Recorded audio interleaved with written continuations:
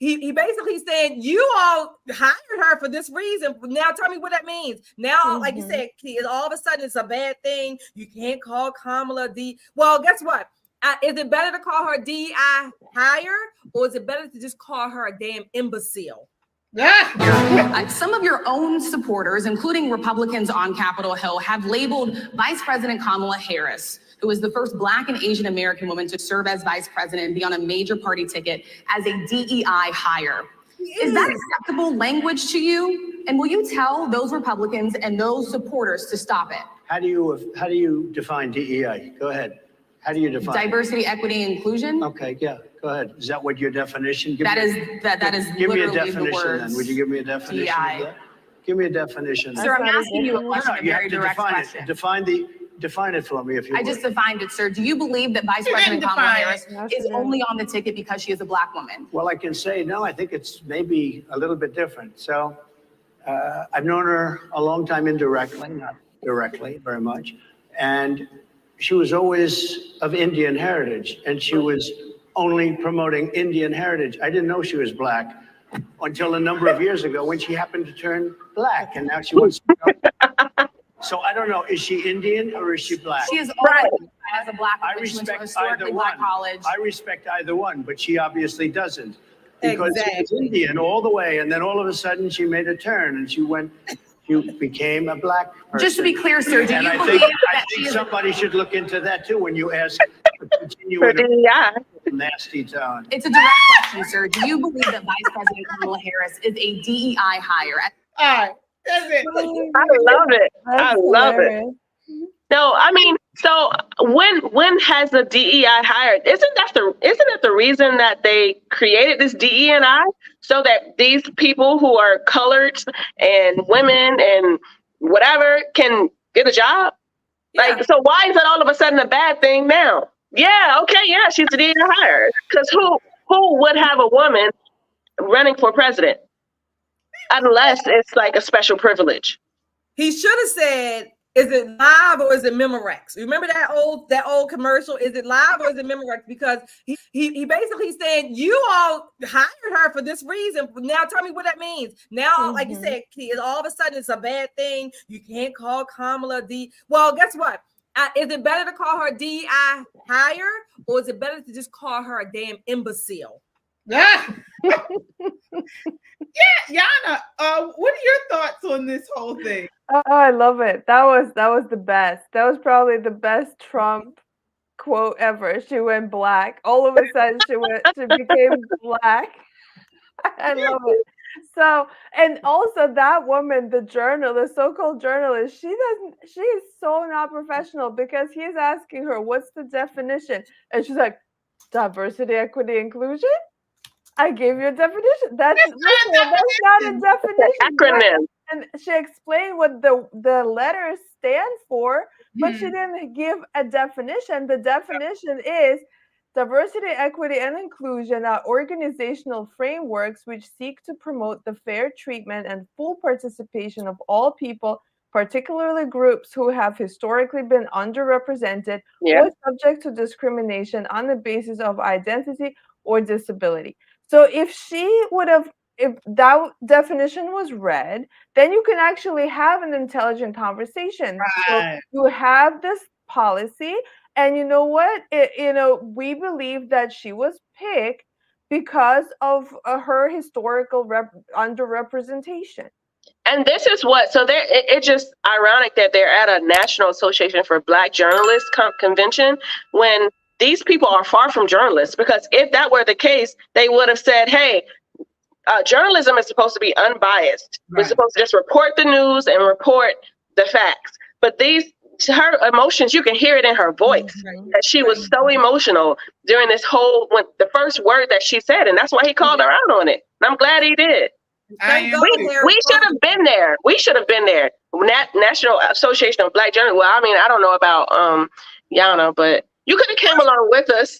Well, I'm glad Harris Faulkner was there. She kind of saved them a little bit, because she's a consummate journalist, and she tries to present the fact in the news, and then you let the participant respond. So, she actually asked him a question, about like substantive questions. Exactly. It's this gotcha. It's kind of like more pop. It's more like gossipy questions. She actually asked him quick questions, but the one thing I want to answered it kind of. He did kind of right in his own way. In his own, yeah. The one thing I wanted to pinpoint in that exchange was the whole black thing. So again, they're trying to race bait. She was so offended, when he said, well, what is she? Because nobody knows, when she initially came out, she said she was Indian, now all of a sudden she's black. And now if you say she's not black women are so appalled and upset by it, So what we're going to cook today is an Indian recipe. Yes. Because Yes. you are Indian. Yes. Okay, and I don't know that everybody knows that. But I find that wherever I go and I see Indian people at the supermarket, on the street, everyone's like, Kamala Harris is Indian, right? It's like the thing we're so excited about to have you running for president. Yeah. So we're both Indian, Yes. but actually we're both South Indian. Yes. You look like the entire one half of my family. Okay, thank you. You do. I've been telling people You we're do. related already, Yeah. so this is perfect. It's basically true. And so were you raised eating South Indian food? South Indian food. So Corinne Jean-Pierre was reacting to this exchange earlier today. And I do. Let me see here. I do have it. Let me see once. Let me drink my wine because she got on my nerves too. Cheers. All right, here she is. Trump is speaking to some of the reporters who assembled there, and right out of the gates there was what can best be described as a contentious exchange. He says of Kamala Harris, the vice president, she was always of Indian heritage and she was only promoting Indian heritage. I didn't know she was black until a number of years ago, and she happened to turn black, he said, and now she wants to be known as black. So I didn't know, is she Indian or is she black? As a person of color, as a black woman who is in this position that is standing before you at this podium behind this lectern, what he just said, what you just read out to me is repulsive. I think it's insulting for anybody. It doesn't matter if it's a former leader, a former president. It is insulting. And we have to she is the vice president of the United States. And My sensibility. Oh. I can ask you about something that's happening at the NABJ right now, Dom. So again, this is what they do, Oh, so insulting. Is it insulting to say that your head looked like the top of a plunger? Is that insulting? She is full of it. I looked into this because I was very curious to see if Kamala herself actually said that she was a black woman.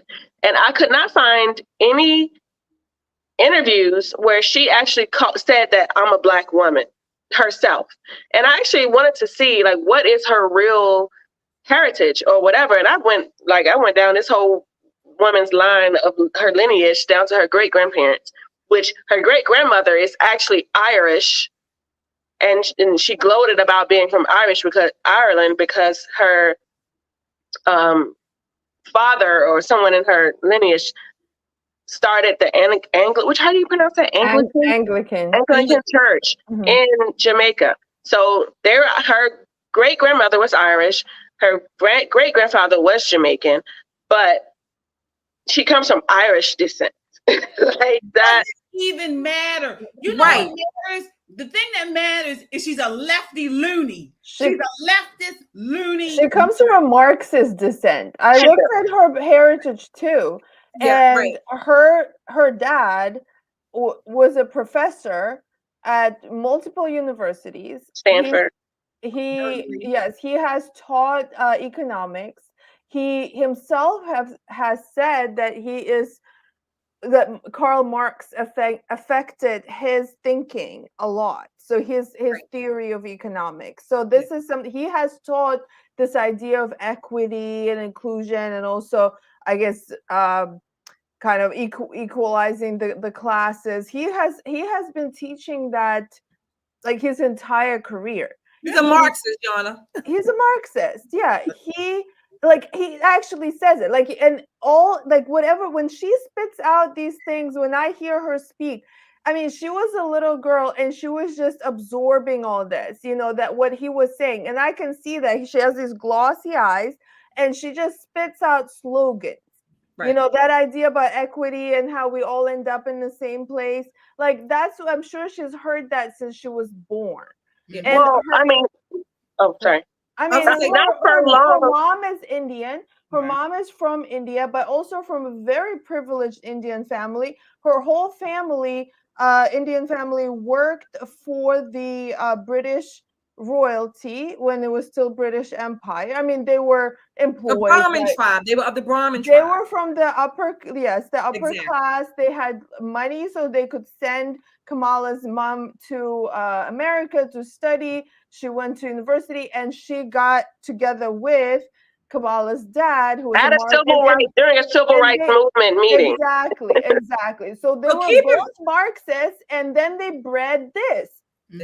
Keep in mind that these are the same types of people, if not the same people, who would call us, particularly KJT and myself, who would call us that we are not Black. We don't have a Black card. It's just because we're on the other side. They would downplay, minimize, if you will, demean us because we don't hobnob with the left as Black people. We present or we're on the right. So they would mock us.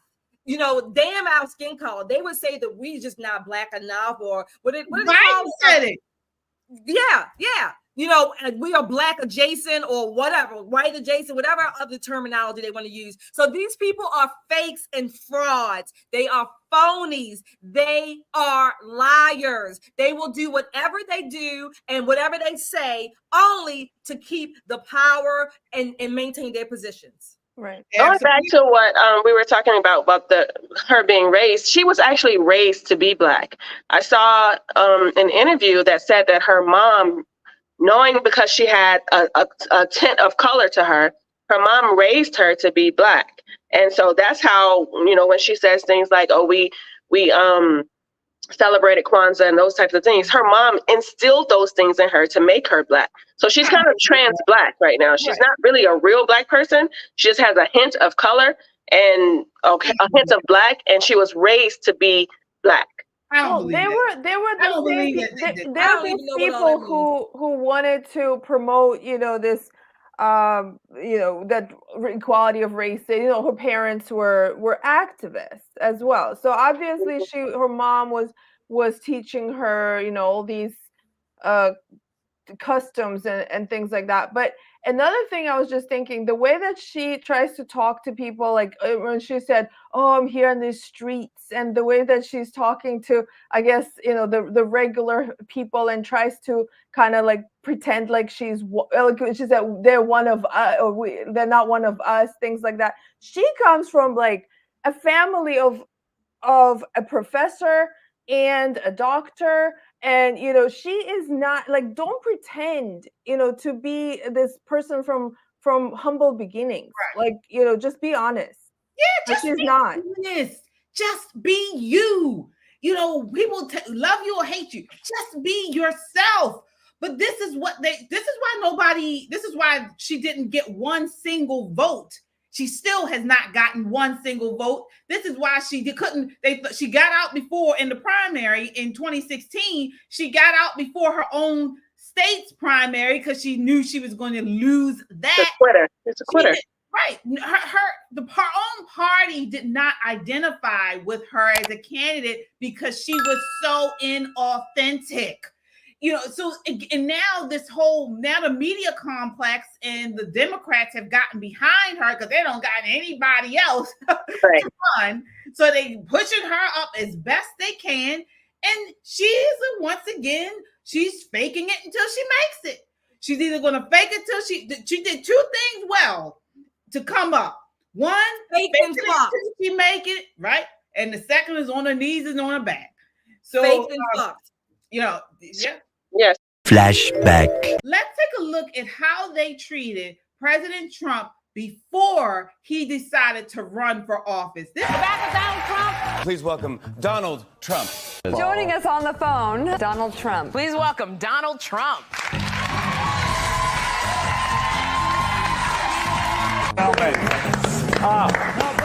Watch your head. Very tall. How are you? Nice to see you. How's it going? mad. Donald Trump. Joy said the guy wears a tube. He says that it's his own hair. So I believe him because I believe Donald. He's an upstanding American. And have Republicans considered replacing their candidate, as Sonny pointed out, with someone who isn't a twice impeached serial liar and a convicted felon? Oh my God.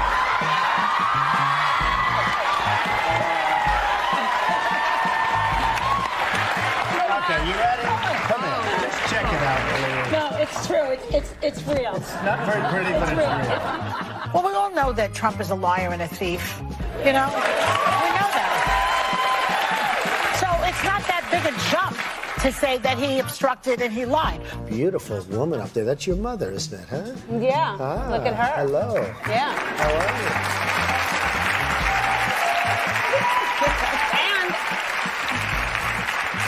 And she's available if you're interested. I'd like to offer her.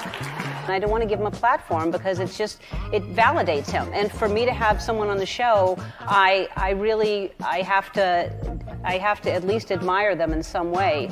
And I can't have someone that I feel is not only dangerous for the country and for me personally as a gay woman, but as to the world. He's dividing all of us. And I think I don't want to I don't want him on the show. Okay. How's it going? All right. That's great. Everyone is the charm there. There it is. Right. Ask you, let me start with the tough question. End of flashback. These people are such liars, elitist cogs for the system, for the elite. That last clip was Mika Brzezinski. Yes. Hugging and kissing all over Trump. This was all before he became president, all before he became president, actually. Yeah. Shelley, what are your thoughts there? So when I was watching that, I thought of something Trump has said, and we probably said it in one way or another, that they're not really coming at him. They're coming at the rest of us. What they're saying about Trump now is really code word for they hate the other side. They hate what we stand for. They hate us. They hate our values. They hate our country, certainly. So they're just using Trump as the proxy. They can't come out and say, oh, I hate Republicans. Well, Hillary did. She called us deplorable. So, but they really can't say that because that they know that they would probably lose most of their audience because much of their audience does not just live on the coast. They live all across America. So this is as much about the rest of us as it is about Trump. He has said that. Yeah. Yana, I mean, can you believe how they flipped? They were literally hugging, kissing, falling all over President Trump.